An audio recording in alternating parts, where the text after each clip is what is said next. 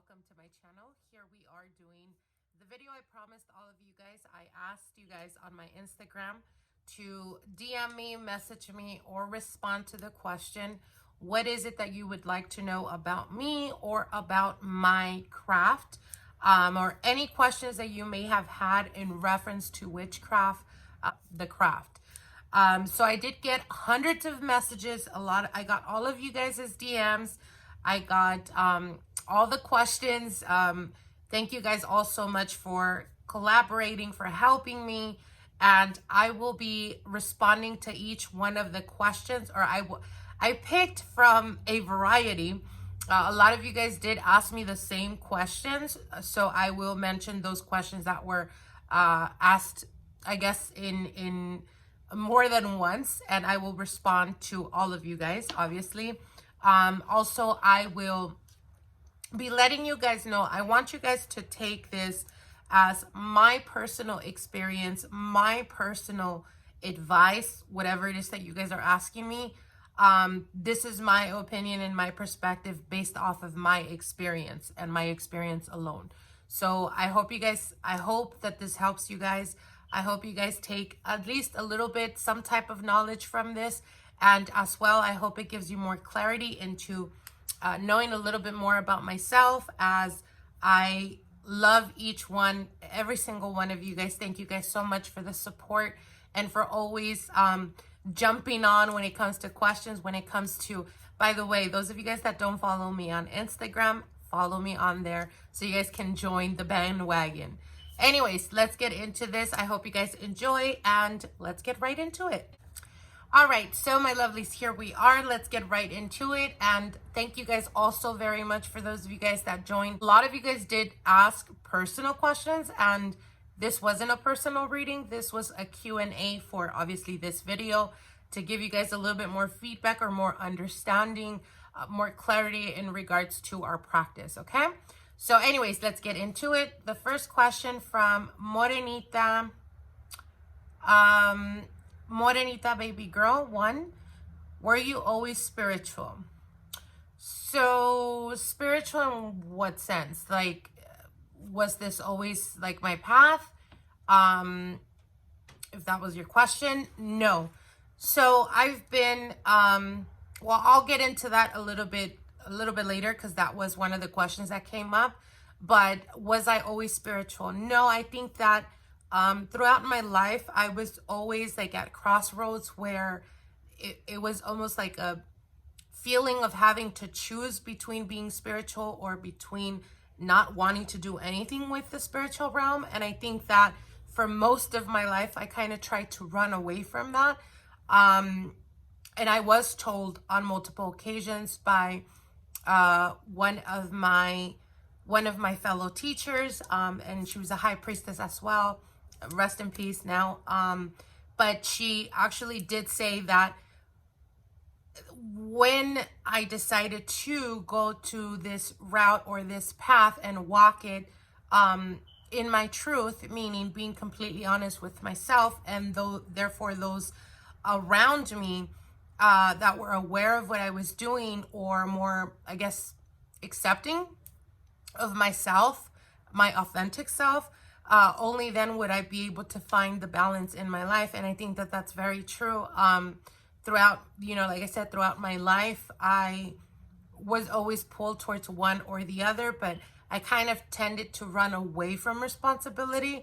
I understood very quickly the responsibility that comes with this, and it was just something that I think I wasn't prepared at the time for. So I would always go the opposite road from spirituality, and very quickly learned that when you are able to project and receive energy on a very high level, it's very difficult to maintain that balance in any aspect of your life. Because there is a need to release that energy. And because I would run away from that type of responsibility, I had so much of that energy like pent up in me, so it tend to come out in a very destructive way. And that was up until, I want to say, my last teenage years, when I started being pulled more towards my spiritual. I think that it did get to the point of literally breaking me. I went through certain aspects of my life I think I had never experienced up until then, where there was a spiritual breakthrough. There was a catalyst that happened in my life. That's a very long story, and if you guys are interested in that, you guys can comment below and that will be another video. But for now, that was the catalyst. That was the pivotal moment for me when I came face to face with the spiritual, in a sense of understanding that there's more than what we perceive, there's more than what we see, and not just from other experiences that I've had, but I think that in that moment when you're going through such a loss, I think that it just it was a spiritual awakening on a very, very deep level. It took me about 3-4 years to come back together, if that makes sense. It's like the core of me was tested to the very bones, and through everything that came from that, it kind of was like I said, the pivotal moment where I kind of had to glue myself back together and just became stronger and unstoppable, really, because at that point it was like sink or swim. And I decided to swim and I never turned back. I never looked back. And that's what it's been up until now. So again, if you guys are interested in that long ass story, comment below. But to answer your question, sweetheart, no, I wasn't always spiritual, or at least was trying to run away from my spirituality. Until, certain things happened in my life that was, this is what it is. And I can't deny it. I can't ignore it. And if I do this, it's going to bring balance to my life. And that's exactly what I did. And that's where we're at now. So there you go. For Narita Chan 02, how do I become like you? What do you mean? I don't understand that question. Like, how do you become a witch? Or I don't understand. If you meant like, how do you become a witch, or a practitioner of the craft, the best thing I can tell you is, if that was your question, is to try the best you can to reach out to people around you or that are around your location where you can join. A lot of the time, unfortunately, the practice is something that is very sacred to us, very, very private. But a lot of the times we do give the opportunity to those that are interested in knowing about the craft to join. I wouldn't say necessarily to join automatically a coven, because it takes, sometimes years to be able to do that. But you can, as an example, if you know someone that has their own shop or their own store, you can let them know that you're interested in the practice, that you're wanting to know more about it, and that if you can offer some type of service, like as an example, going in there and helping them out for free, maybe for like an hour a week or 2 hours a week or something like that, just so you can be around that niche of a group, and you will come in close proximity with those that do practice. That's how you network, that's how you meet people, that's how you connect. And inevitably they will, if you show them that you are a person of character and that you are genuinely trying to learn, they will open themselves up to you and even guide you through that process. Sometimes we're able to see people that are naturally gifted. So it is, at least for me, as an example, it is my natural responsibility to try to bring out the best out of people. If I see that you're naturally gifted, which I have done in the past, people that are naturally gifted or that are really good at certain things, as an example, like reading the tarot, or psychic abilities that they're able to perceive, or intuitive reading, stuff like that, I try to teach them as best I can take them under my wing and kind of guide them through that process. A lot of the times it does take years for people to, you kind of have to learn by doing. And the only way to do that is, again, like I said, through practice. You know, sometimes it takes years. Sometimes if you're naturally gifted in the sense of like raising vibration very quickly, usually people get it very quickly when it comes to spell work itself. And that's like, that's a momentum of energy when you're able to work as a group to get, you know, certain type of manifestations or results when it comes to spell work. So the best advice I can give to you is go to a near or close person or group that you know practice, and let them know that you are willing to learn and that you're willing to offer some of your time, just so you can prove to them that you're really eager to learn, and they will usually take you under their wing. Okay, so the next question is Aquarius fly. Have you ever felt scared, uneasy after after doing spell work?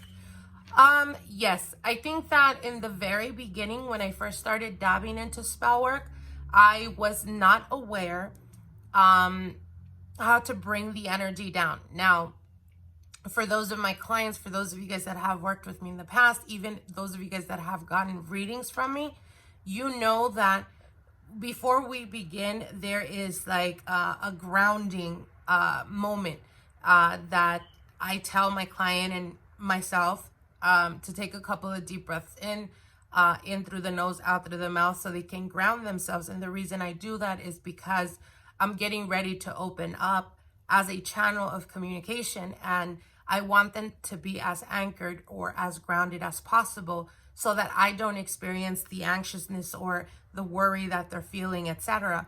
And it's kind of the same thing when it comes to spell work. The only difference is that, you know, like I said, back in the days, I wasn't that aware. So when I was done with spell work, I didn't take the grounding very like seriously, or I didn't think it was that important. Not until you start to experience paranormal things happening. And the reason for that is because you don't close that portal that you're opening when it comes to witchcraft, or when it comes to the esoteric, or when it comes to working with energies. So I didn't think it was that important, and in many times, a few times actually, I was challenged, and the reason for that is because once you're done with spell work, you got to think of it as you're opening yourself up as a channel, right? You're opening yourself up, you're opening up a portal, and it's a portal where there's no time, there's no distance, there is none of that exists within the astral realm. So what to you in the here and now is like, oh, right now it's like midnight, you know. In the astral world, there's no such thing as time or distance. So therefore, any spirit that is like roaming around, and I mean roaming around in like within miles and miles from your home, it's like they're moths, you know. It's the best way of describing it. And if they see a light, a beaming light, which is you, because you've just raised energy, they're going to come. They're going to be attracted to that light. So they're going to come. And then you got some crazy shit happening. So again, yes, I was challenged in the very beginning. I don't think I've ever felt scared. I think that in general, I'm the type of person, and it probably has to do with my moon, sun sign, and rising, where I have a tendency of feeling like I have to be in control all the time. And that in itself was very challenging for me, because when it comes to spell work, you gotta have to learn how to surrender to the process. And especially, you know, like I said, when you start experiencing paranormal activity in your home, to me, it wasn't scary. It was more about, I can't control it, or I thought I couldn't control it. So it would just like, you know, rage would go from 0 to 100 really quick, because I was like, you're challenging me? How dare you? That type of energy, you know, because I was a bit more darker back then, which is why, you know, chaotic spell work and vengeance spell work comes supernatural to me. as well as for those of you guys that are into the practice or wanting to learn more about it, you have to know or find yourself and understand who you really are. And that's how you're able to know what naturally is going to come, like what's going to be very organically normal for you to do. So, you know, like I said, when it came to like anger and like just being challenged, it was something I wasn't okay with. And I would just go like from, you know, like I said, from rage to 0 to 100 really quick. And that's obviously not good when it comes to spirits. But was I ever scared? No, I wasn't. I think that it was more of the frustration of feeling like I wasn't in control at the moment. Of course, it has a lot to do with, you know, being immature as well. So I think that that played a major part or a major role. But yeah, that's pretty much the answer. I don't think I've ever been scared. I think that, have I ever felt not even fear, but things that got out of hand very, very quickly? And I was like, oh, fuck. Like, it was more, again, I think it has more to do with the feeling in control that freaked me out. It wasn't so much about being scared. So yeah. Let's see. Oh, I forgot. Or uneasy after doing spell work. Yeah, I think, like I said, in the past, when I was first learning about spell work, I would, especially when I was doing chaotic spell work or when I was doing black magic, I always felt a bit uneasy. I felt like a very, very heaviness of energy around me. But again, it had a lot to do with the fact that I didn't take grounding and anchoring myself after spell work very seriously the way I do now. So I think that's the reason why. Now let's see. Grace underscore face. What is your favorite form of protection against bad vibes? Bracelets or amulet? Oh, okay. So Grace underscore face wants to know what my favorite form of protection is against bad vibes, bracelets or amulets. So when it comes to protection for us, it is something so important. And it has a major effect, especially if you're dealing with like thousands of people a day that you're consulting, that you're doing readings for, that you're cleansing. All of that could literally like drain the hell out of you if you're not protected. So it's something that we take extremely serious. At least I do on a personal level, and everyone I'm teaching, that's the first thing I always teach them, how to protect themselves. And the reason for that is because, again, when working with a lot of people, if you think about it, 98% of the time when people come to you, it's because they have issues. It's not because they're happy. And that one, you know, that the 1% that is happy wants to continue growing, right? So they want to make sure that nothing bad is going on or that's going to happen. But most of the time, it's people that have issues, that are stressed, that are going through emotional turmoil, that are being challenged, etc., etc. So they bring all that energy to you as a spiritual advisor. We have to be protected. So it's like a major thing. It is very important. Now, if you're talking about in general, when going out in the public or being around friends, relatives, etc., do always carry protection. What's my favorite? So when it comes to spell work, every single time I'm going to do, or I'm going to be working on a ritual or ceremony or anything that has to do with witchcraft itself, I always make sure to protect myself by doing a specific bath that is specifically for protection. It's a purification one. Right after that, of course, I have jewelry, protective jewelry, depending on what I'm doing. So as you guys can see, if you guys follow me on Instagram or follow my YouTube channel, I'm sure you guys have seen these bracelets. Now, this bracelet is it's a magnet, as well as it has a tiger's eye, and that is to protect negative energy from coming. Anything that is sent either through envy, through jealousy, or rumors, anything like that, just energy in general that is not of anyone around me, meaning like if I go to a party or if I go to a social outing or something and I'm going to be around people I don't know, it's like a protective shield. So it protects me from that. And then these bracelets here are, they have been ceremonial and ritual, consecrated and ritualized with my saint. So that's the reason why I'm always wearing them. You will never see me take these off. I go to bed with them. I wake up, I shower, I do everything with these. I never take these off. Now, I always have a red one for protection itself. Red is a very protective energy. It's a very, very powerful color, as well as protective shield.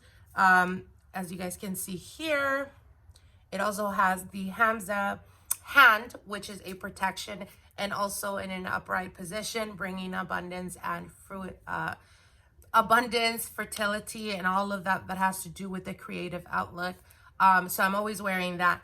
Now, necklaces, I always have either my amethyst, or I have my pentagram, or I have my saint's medallion, which is with a sigil, and in the back, it's his statue. Or his figure, I should say, in the medallion. And that's something that I use primarily when I'm going to be around a lot of people and I don't really personally know them. I always carry him with me.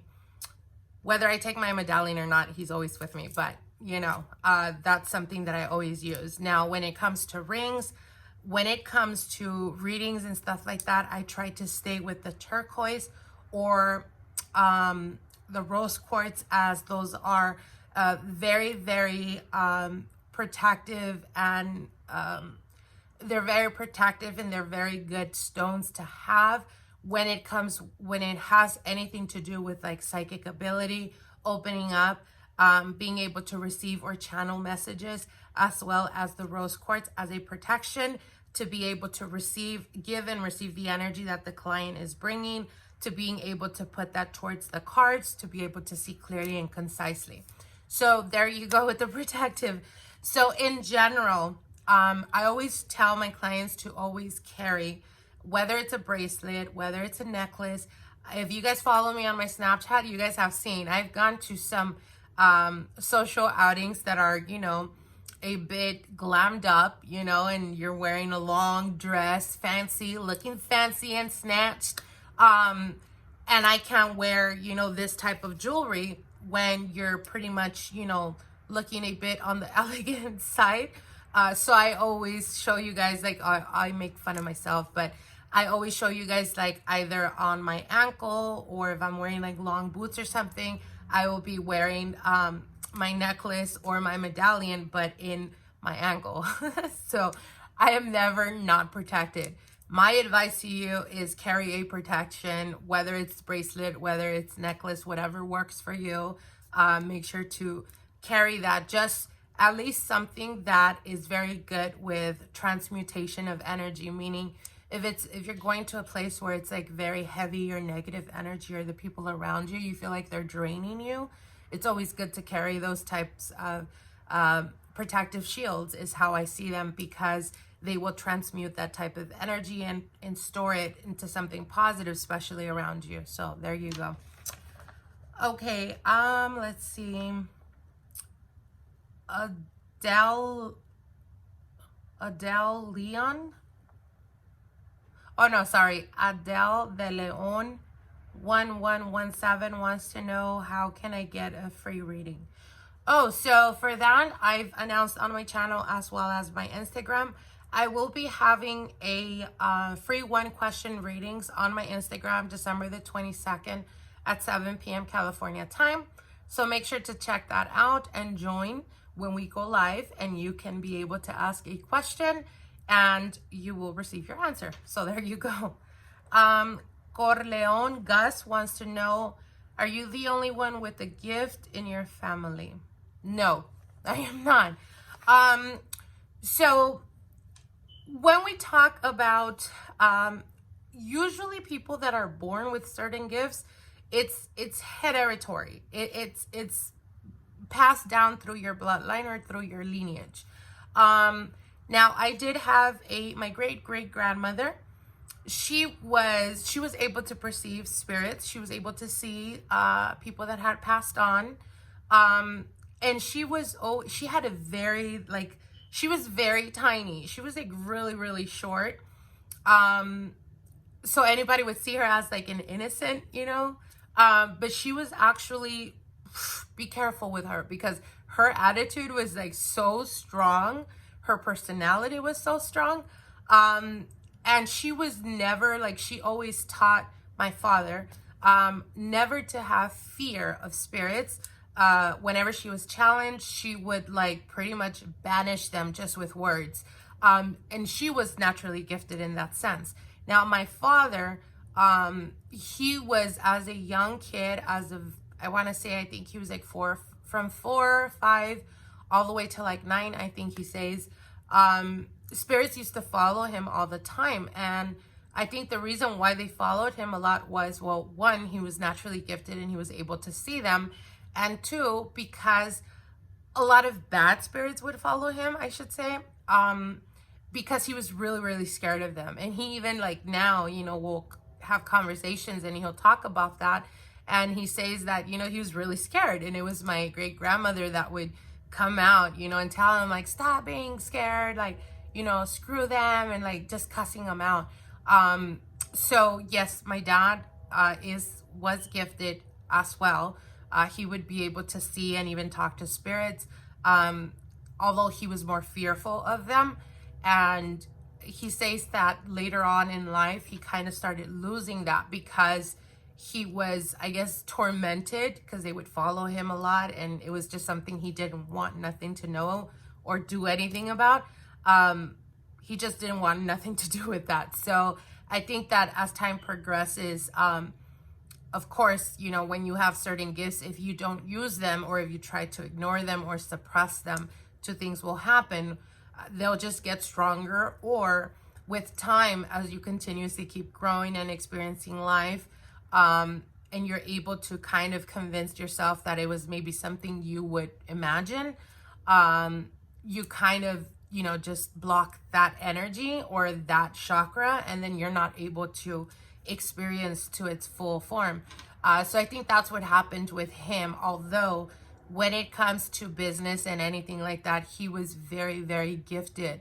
I think still today he's very gifted, but I think that he often doubts himself. And I think that has a lot to do, again, when we don't really listen to our intuition, we kind of block it. And we just kind of lose touch of our spiritual side. And I think that's what's happened with him. But yes, he's very gifted in that sense as well. I also have 2 other sisters. Actually, I have 3 sisters, but one of my sisters is naturally very intuitive, and she's very, like, she often dreams. She's more connected to the subconscious.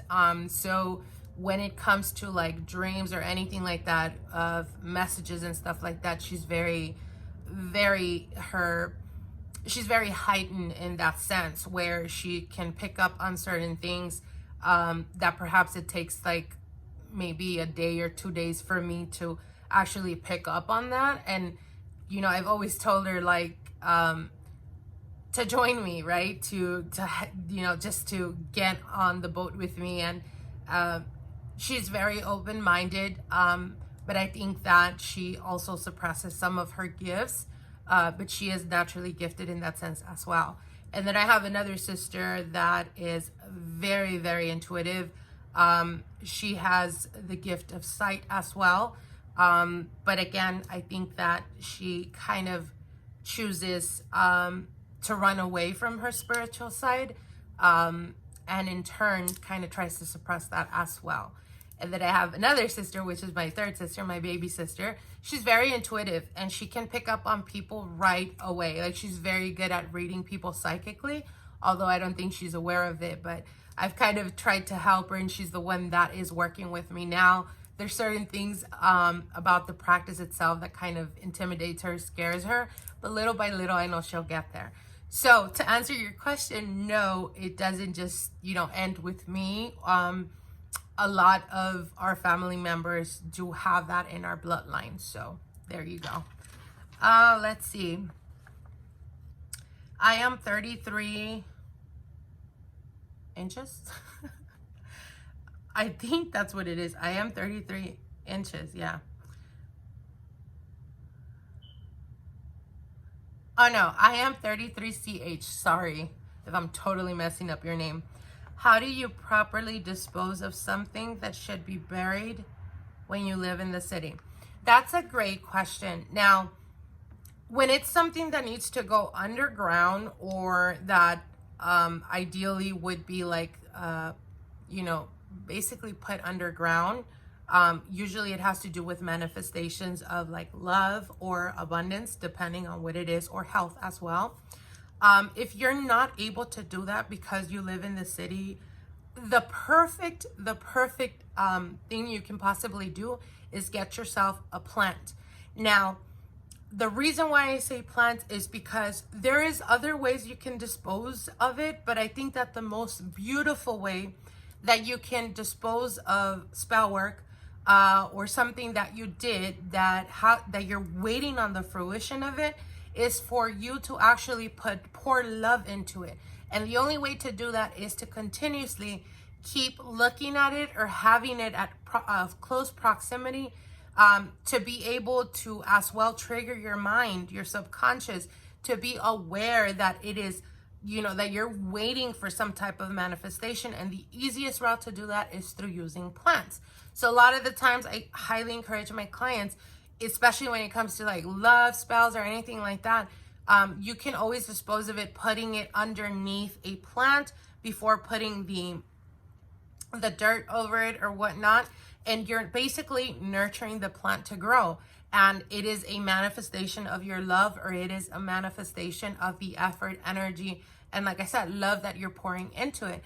I'm sure you guys have known or are aware of that plants do feel, and plants do, they are a source of energy. So when you're putting spell work towards a plant, what you're doing is, again, you're bringing something into fruition. You're birthing life. You're birthing that which you're planting. So the best route to go is, and the safest route to do, is to use plants. Plants are very, very good, as well as it fortifies, strengthens relationships, anything like that. So that's the best advice I can give you in regards to that one. Now, Amberly wants to know, Amberly_oil, how dark does witchcraft go? Well, not sure if you guys ever heard of that saying, witchcraft in itself is not dark. It has more to do with the heart of the witch. And that's basically what it is. When you ask how dark does witchcraft goes, it goes as dark as people that you have that are serial killers, that are murderers, etc., etc. Now, I'm not here to, you know, give credit to that. What I'm trying to say is, what my message, or what I'm trying to get across, is that witchcraft goes as dark as there is people that are bad people. And that's what it is. You have all kind of different, you know, you have Santeria, you have paganism, you have Wicca, you have what is it, voodoo, you have hoodoo, you have all kind of witchcraft, and they all take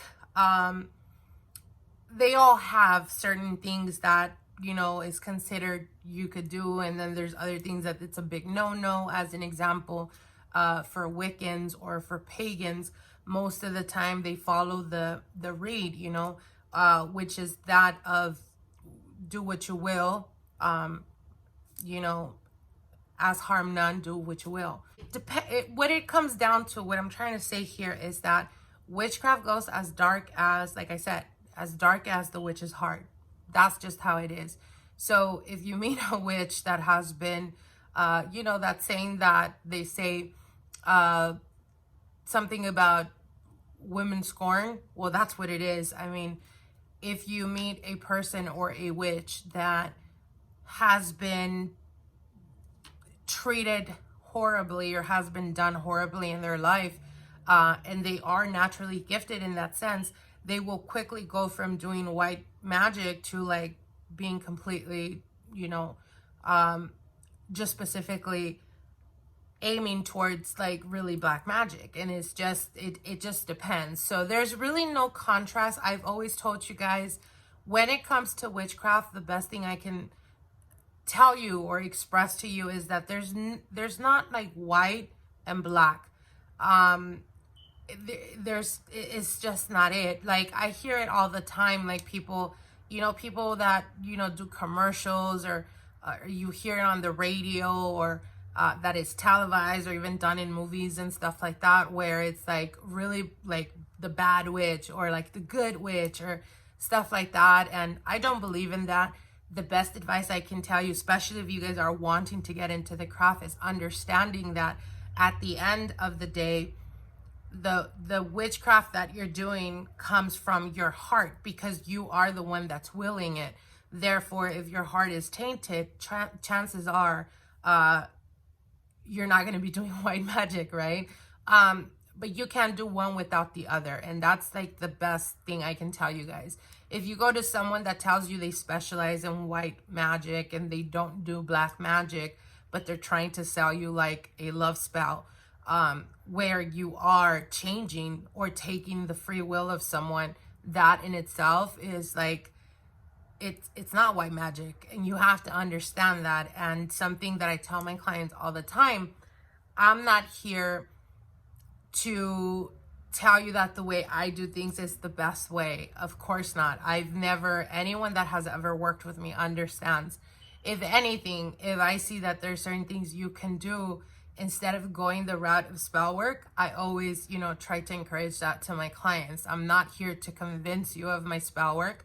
It's something I've never done, which is why I think that's the reason why I have clients that have been with me for 11, 12 years and still keep bringing me family members. And you know what I mean? Like, it has a lot to do with the witch's heart, basically. And and this is the only thing I can take or tell you to take away from this. Never brown nose witchcraft, meaning never say, I would never do black magic, or I would never just do white magic, or all I do is white magic. Like, never say that, because you can't do one without the other. And trust me when I tell you that. If someone tells you all they do is white magic, why would you go with them in the first place? The reason why I say this is because a person needs to learn black magic in order to protect themselves. You can't protect someone or heal someone if you don't know how to fight against whatever it is that may be done towards that person. So you have to know both. You cannot just brown nose and say, oh, this is all I do. Now, are you proficient at it? That's a different subject. And of course, throughout the years, you know, the more you practice, the more you learn. But what I'm saying is that in witchcraft, there's no good and there's no bad. That's how I see it. The bad lies on the witch's heart, the person that you're dealing with, period. All right, so let's get into the other one. C. Monroe 98 wants to know, when is a good time to manifest new beginnings?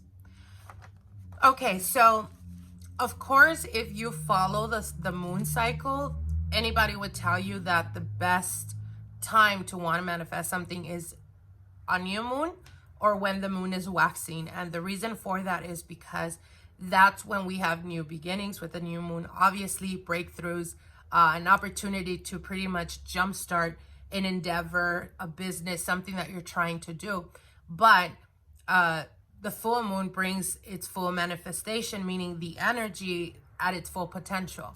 But when it comes to manifesting whatever it is that you're trying to manifest, this is something that I tell my clients and those of you that follow me.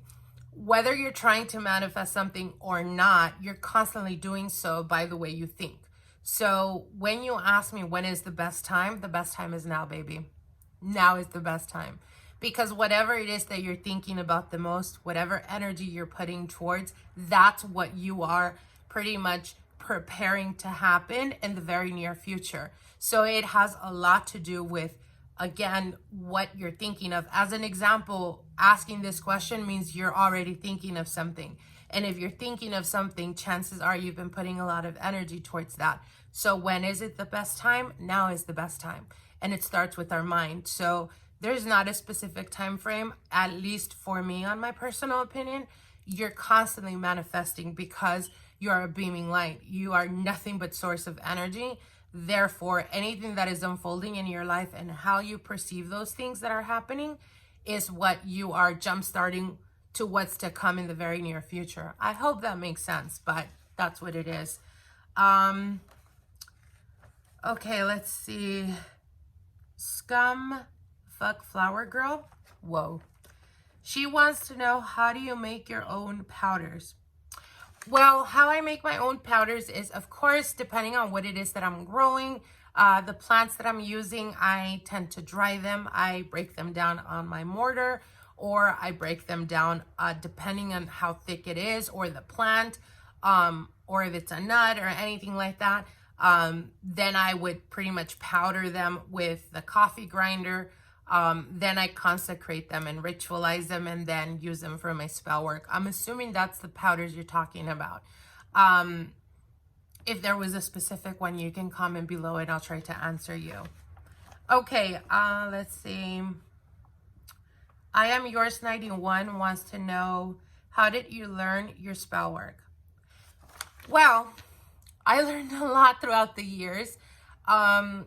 Initially, when I first started, I started working at the time. I was working in a library, and one of the assistants that worked there was, she was a Wiccan.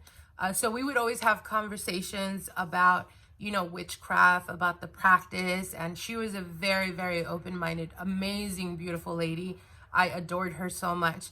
Well, anyway, she introduced me to a friend of hers that actually had a coven, and she was very interested in meeting me.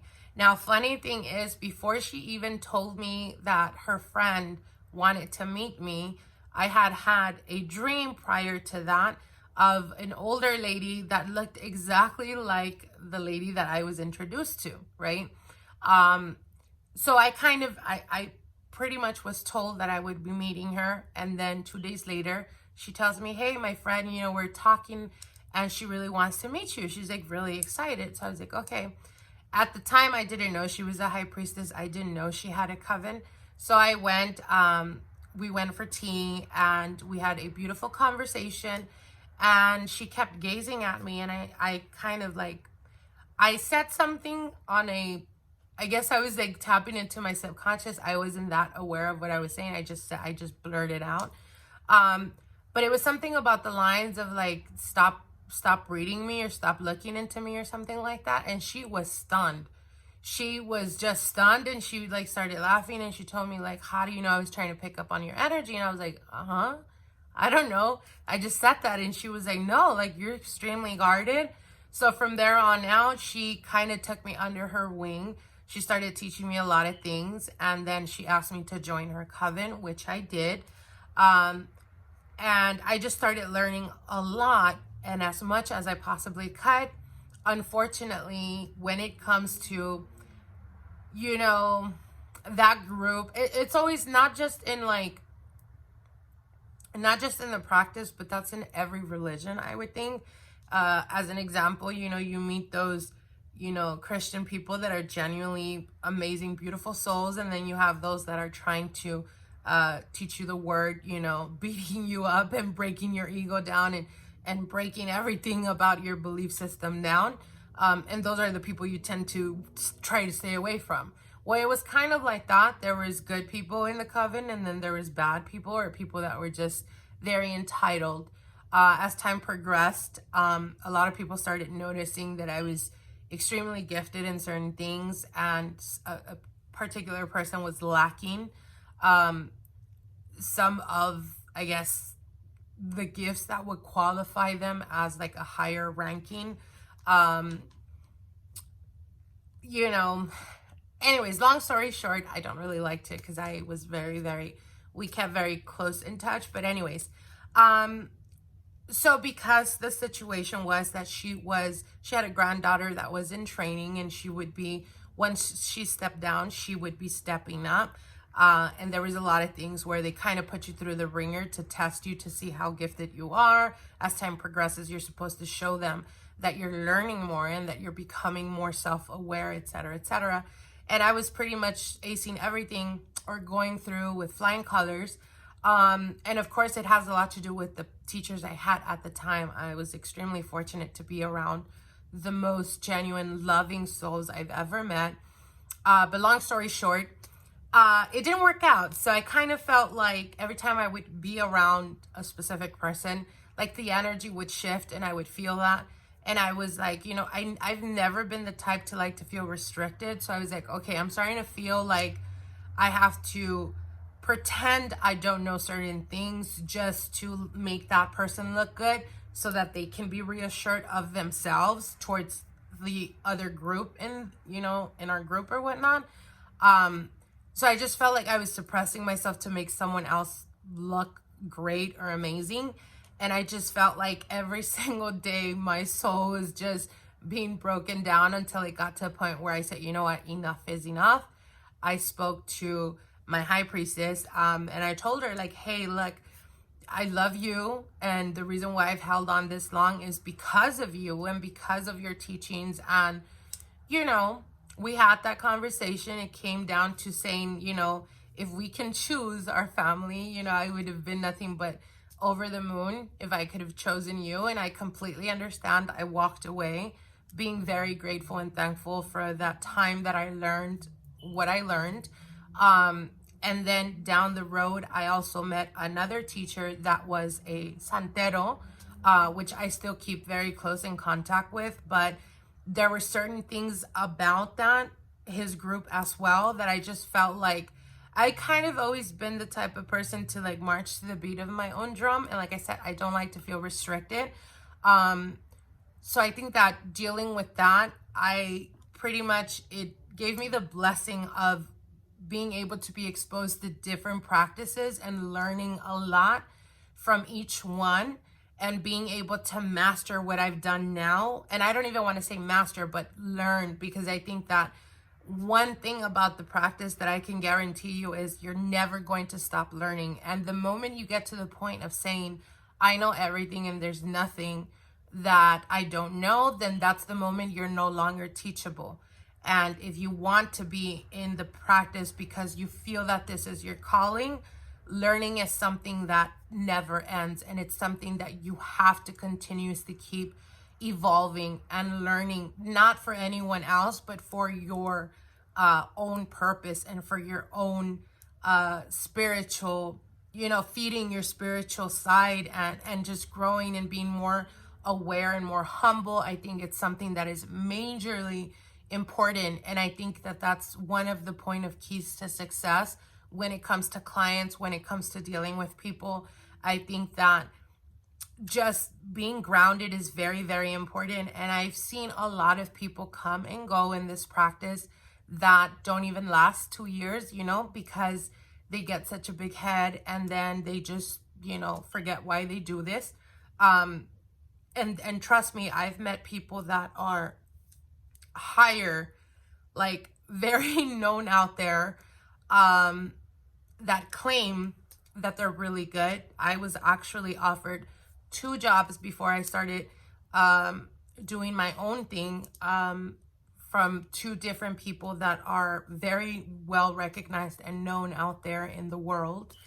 And they just wanted to take credit for what I do. And it was going to be a contract where I basically would sign saying I would never make it publicly known that I was the one doing their spell works or that I was the one doing their readings, etc. Which of course I told them to get that contract and stick it up right their ass, because I was not going to do that. But yeah, so basically the point is you never stop learning.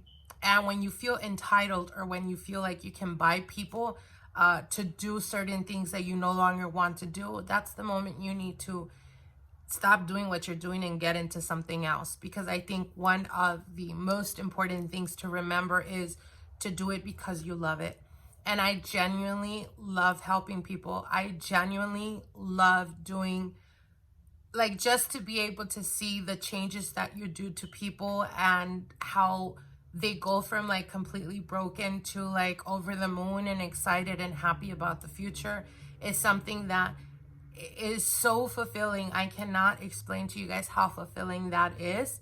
I am naturally a giver in many circumstances where people come to me, and it's just where a lot of people have told me it's a business. Like, you pretty much have to understand that that's how you make a living.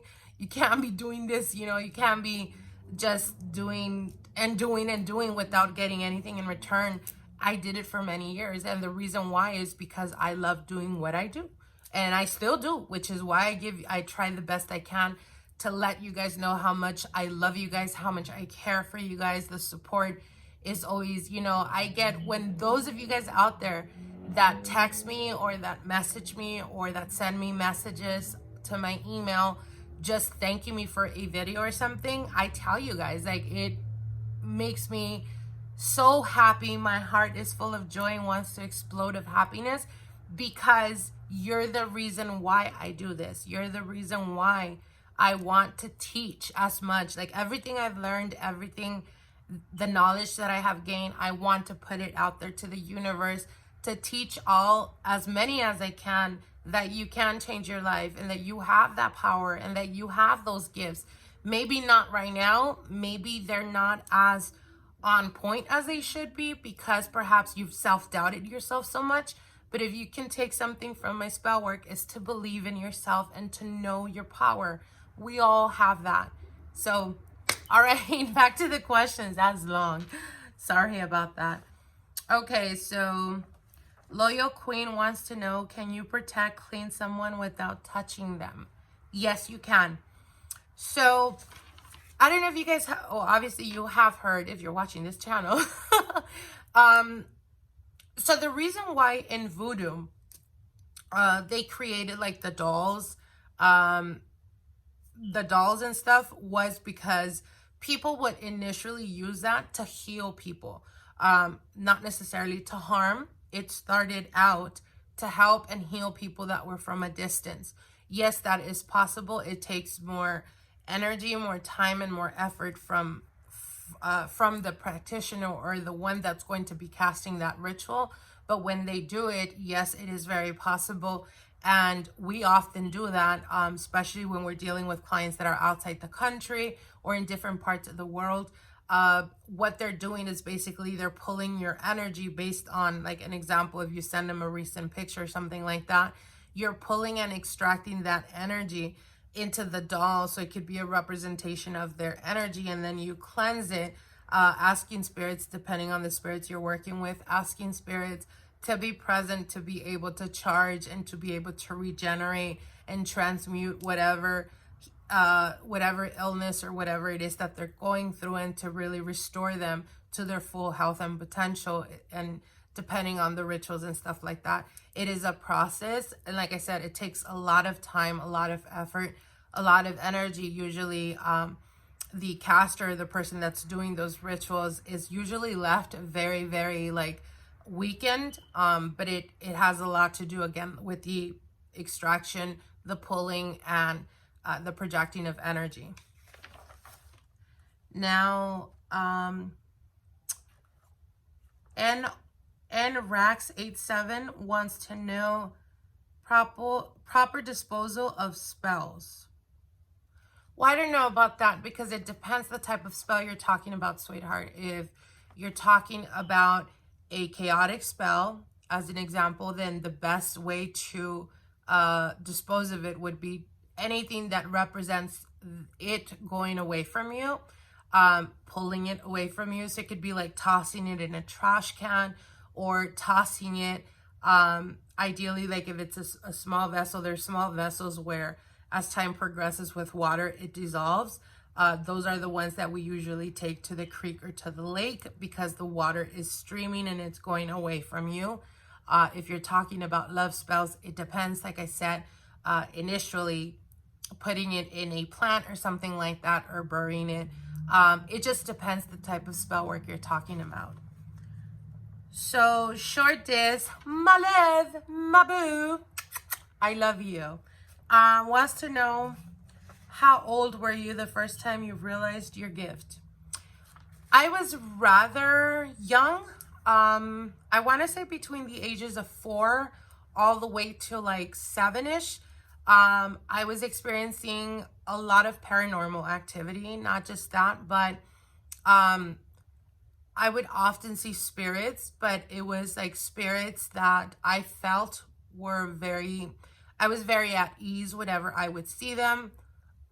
Whenever they would come around, I, as a child, would sometimes sit there and talk to them for hours, and I just was not aware. Like it wasn't connecting to my brain that they were spirits or that they were no longer alive. It wasn't until I want to say when I was like 7-ish, 6 or 7 years old. It was during a weekend, funny, because I remember this so vividly. And I was, usually I would wake up super early in the morning, and right across from my house, her name is Jessica, I should say. And we used to always like call each other early in the morning and be like, hey, tell your mommy if she lets you come. Or I would call her and be like, hey, I'm going to go over, or something like that.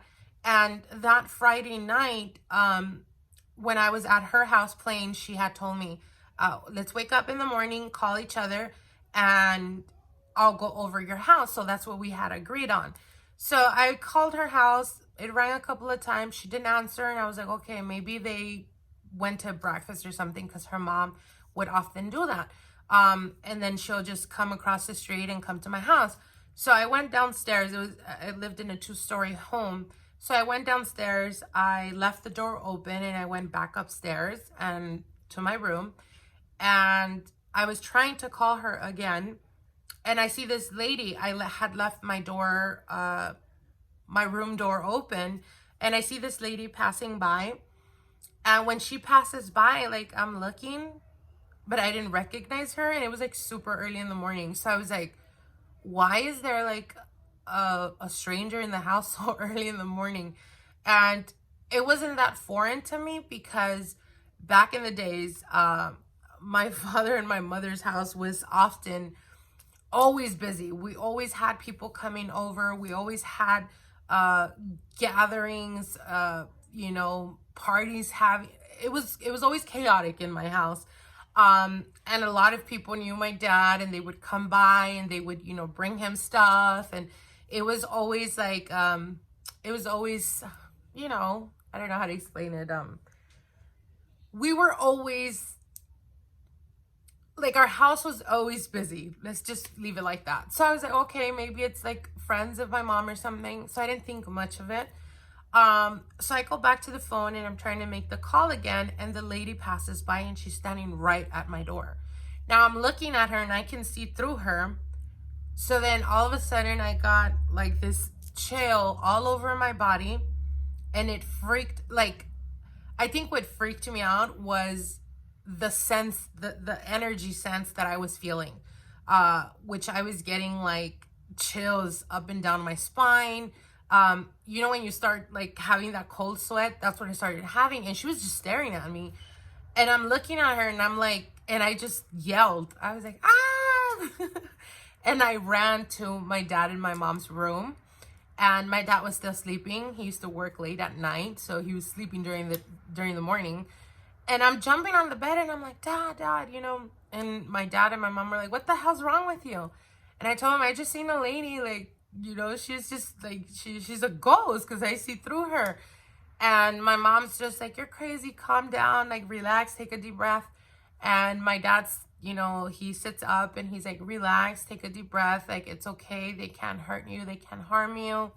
And that was it. My dad's just looking at me like, which now I think like he must have been like, oh shit, she has the same thing I do. But at the time he was trying to keep his composure.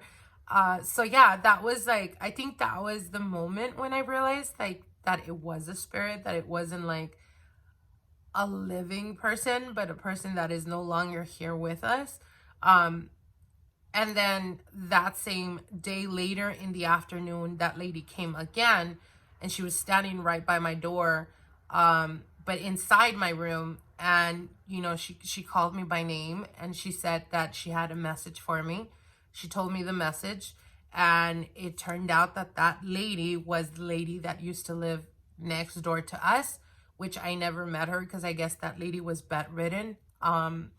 So she was like never out. I just never knew she was, I mean, I knew about a lady, but I didn't know her. And it turns out that it was her, and she had just passed away the very next day. The neighbor told my dad that she had passed away 2 days ago. So that was the connection. But yeah, that was the first experience I ever had, when I was aware, I guess you can say it.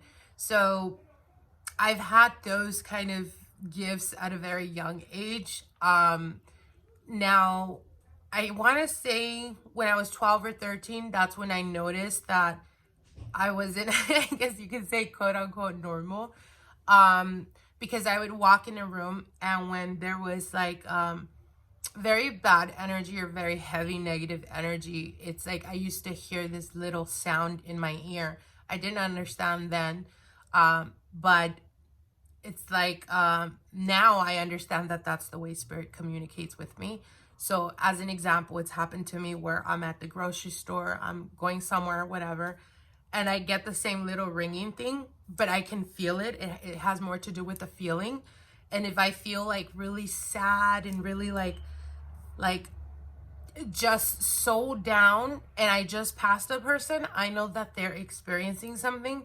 When I feel that, I have stopped and I've told the person like, hey, I don't know what it is that you're going through, but I want you to know that things are going to get better. Or, you know, if I'm led to telling them, you know, things are going to get a little bit difficult, but just know that you will get through this and whatnot. And then they just start bawling, and they're like, how did you know this and this and that?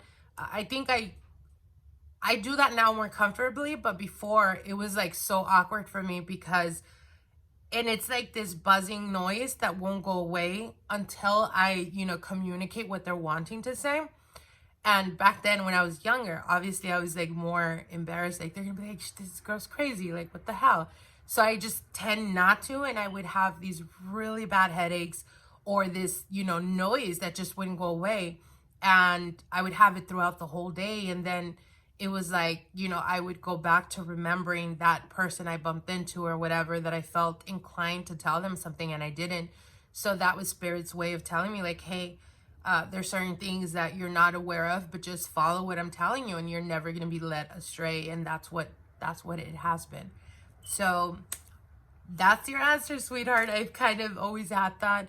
I know that you met me at a certain point in my life, and you've just been an amazing friend to me. I want to let you know that I love you, and thank you so much for your support. I know that you follow my channel and you're just an awesome person. So yeah, there's your answer. I've kind of had that for a very long time. I've talked about it throughout the years. I'm sure you've seen it, but it wasn't as like open as I am now. But there you go. All right, so let's see. I was trying to keep this. I'm probably not going to go through all the questions because it is a lot of questions and I don't want to make this video super long.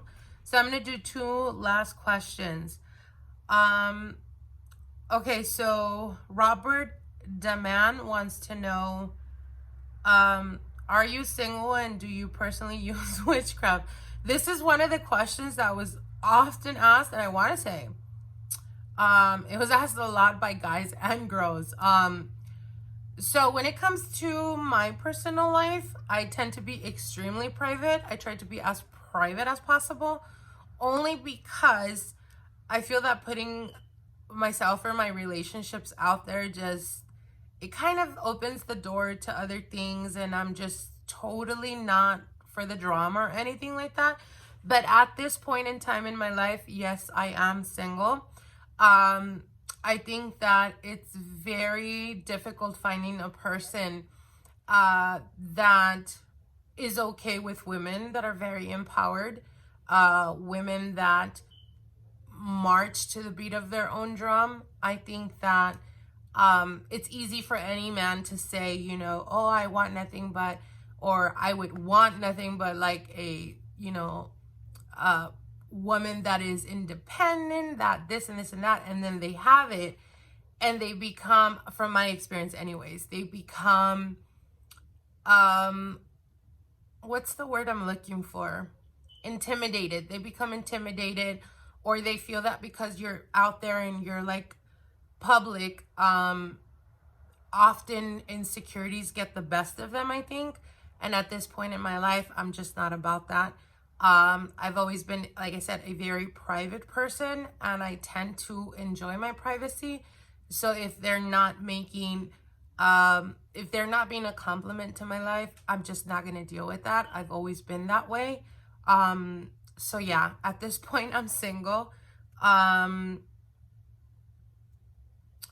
do I personally use witchcraft? I don't know, like, do I do witchcraft against other people is what you're asking? I'm not sure if that was the question, but yes, I do use witchcraft, or I have done witchcraft for my personal use. I don't do it as often as I did, obviously, at some point in my life. I want to say between the ages of like 22 all the way to like 27, maybe 30. I used to use spell work very, very heavily.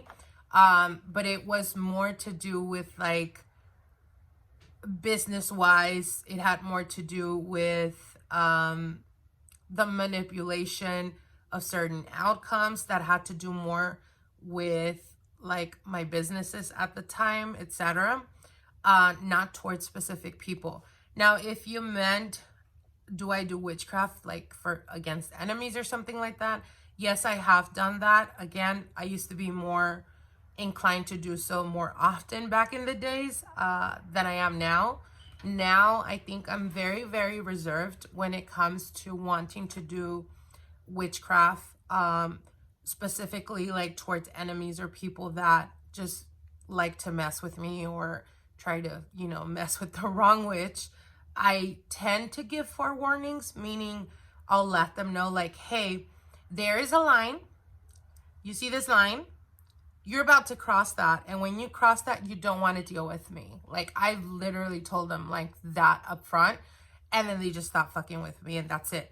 I've had 2 people that at some point kind of tried to challenge me, but I've been very particular because I feel that at this point in my life, they're not even worth the stress or the worry over it. I think I have a lot of things going in my life, like to be wanting to put, you know, just chaotic energy. I think that in some way it affects me, or it affects my productivity when it comes to my clients. So I'll just keep that anger and animosity for my clients' benefit. I'm being serious though. Okay. One last question. I'm not going to say your name, but because you did tell me to keep it anonymous, but do you read for yourself, and how do you deal with bad news? Like reading cards, tarot cards. I used to do that. I learned not to do that, and the reason for that was because initially in this video, when I was talking about that pivotal moment where everything changed for me, I did a reading on the person that I was dealing with, that I was dating at that point in time in my life, and the first cards that I pulled out were horrendous cards. It's that moment where you feel like your heart just drops and you kind of have to struggle to take your breath. That's what I experienced, and I knew right then and there that that was like the worst mistake I could have ever done, which was to read my cards. So that's the reason why I no longer do that. And that was a couple of years ago. That's been like 5 or 6 years now. Since then, I don't read my cards anymore. And it's not so much because, of course, in life, we all have to take the good and the bad. And that's just what it is. It's always been that way. And I understand. I'm fully aware of that. But I think that the impact of that, it was like that was the beginning of a lot of things that unfolded. So I think that because of that, I try to be more reserved in regards to me looking into myself personally. So I no longer do that. But it has happened that after that, I'll do readings for people like in my family. And obviously, because we're connected, there'll be certain things that come up that are not necessarily good. And it's difficult to deal with because obviously I have to channel the messages that are coming through. So I'm understanding the reading on a much deeper level. Depending on who I'm reading for. As an example, so I had a specific relative that was relatively very, very sick.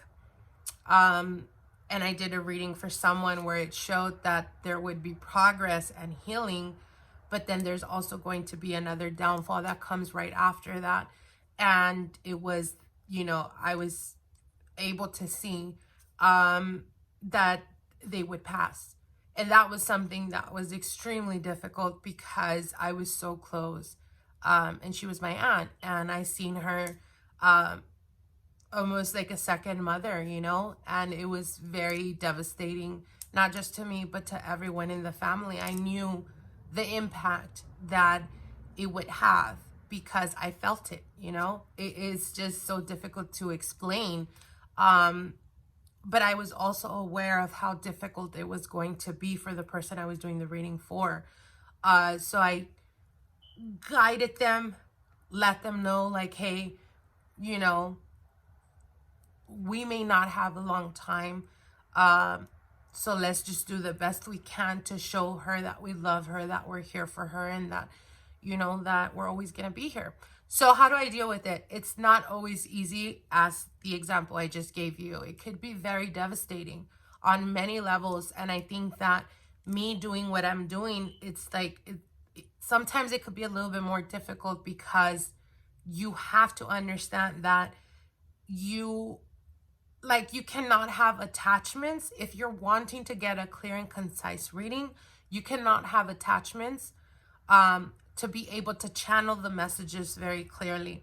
So when you get to that point where you're channeling something that is like a preparation of something that could be catastrophic to the family link, to the family dynamic, it's very difficult. But you have to be stronger, and you have to be able to deal with that, because you need to understand that death in itself is not the ending, and because I understand that, and because I'm aware of that, I think that there's been certain situations where I've been able to deal with that, but of course you still go through the hurt, you know what I mean? So in regards to, do I do personal readings for myself now? No, I don't. And how do I deal with the bad news? You just got to understand that's part of life. Sometimes you win, sometimes you lose, and it's okay, because it's all about learning. No matter what you go through in life, no matter how difficult it may be, no matter how challenged you are in this present time and now is all that matters. And you need to understand that. Understanding that and saying, what's the point of sitting up late at night, tossing and turning because you're stressed, because you're worried, because of bills, because of this, because of that? How is that helping you? You're not being productive in any shape, way, or form. So the best thing you could do is pull yourself away from the situation and try to step away from it to see it from a clear perspective. And once you're able to do that, you understand that whatever you're focusing on, or whatever energy you're putting towards or obsessing about the most, that's where your energy is going. Therefore, that's what's going to unfold before you. So when you're sitting there worried about bills, it's not helping you, because you are almost dwelling in that feeling of not being able or not having enough. Therefore, more things are going to come your way that end or make you feel like you don't have control, or like you don't have enough. And if you start counting your blessings, no matter how small they are, waking up every morning and understanding that billions of people around the world didn't wake up. You know what I mean? Being grateful for that, being able to hear the laughter of a child, hear the laughter of your nephews, of your son, of your girl, of your daughters, of your sons, being able to, you know, hug your husband or your wife when they're going to work. A lot of people didn't get that opportunity. So it's about counting your blessings. The more you start to do that, even if you're struggling, the more you're able to put energy towards the blessings and literally counting them blessings and saying, I'm so thankful for this, I'm so thankful for that. The more you start to experience being put in situations, circumstances, and positions where the universe gives you more reasons to feel that way. And that's where abundance comes. That's where stability comes. That's where happiness comes. Like attracts like, and that's what it is. So I hope you guys enjoyed this long ass video. I hope that it brings you some type of understanding, some type of clarity. I hope it got to teach you guys a little bit more about myself. If you have any further questions, comment below. If you have specific videos that you're interested in me doing, comment below, let me know, and we'll continue working on those for you guys. So I want to send you guys all my love, kisses. Thank you guys so very much, and we'll see each other soon. Bye.